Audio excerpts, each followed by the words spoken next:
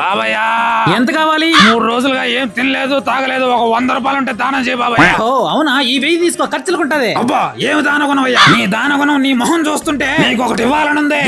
దీన్ని ఎట్టి పరిస్థితుల్లోనూ ఓపెన్ చేయ. నువ్వు ఏ రోజైతే కష్టాల్లో ఉంటావో ఆ రోజే దీన్ని ఓపెన్ చేయ. మహాప్రసాదం. మామా మా అమ్మకి ఆరోగ్యం బాగాలేదురా. అయ్యో అవునా, 10,000 ఫోన్ పే చేసా చూడు. ఏమండి, మా చుట్టాలు లోన్ కోసం షూరిటీ అడుగుతున్నారండి. అయ్యో పాపం ఎన్ని కష్టాల్లో ఉంటారు, ఇటు షూరిటీ పెట్టేస్తా. సహాయమే కదా, నేను చేస్తానులే. తీసుకోండి తీసుకోండి తీసుకోండి. సార్ మీరు షూరిటీ పెట్టి ఎగ్గొట్టారు, డబ్బులు మీరే కట్టాలి సార్.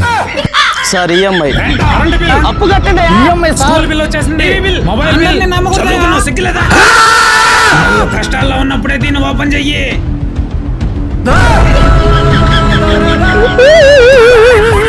స్వామి నువ్వు ఇంత కరెక్ట్ గా ఎలా చెప్పగలిగావు స్వామి? ఒకటి చెప్తా ఈయన, అతిగా తాగేవాడైనా కొంచెం ప్రశాంతంగా ఉంటాడేమో కానీ అతిగా జాలి గుణం గలవాడు బాగుపడినట్టు చరిత్రలో లేదు. ఇక చెప్తున్నా, అతి జాలి గుణం వద్దు. అర్థమైంది స్వామి.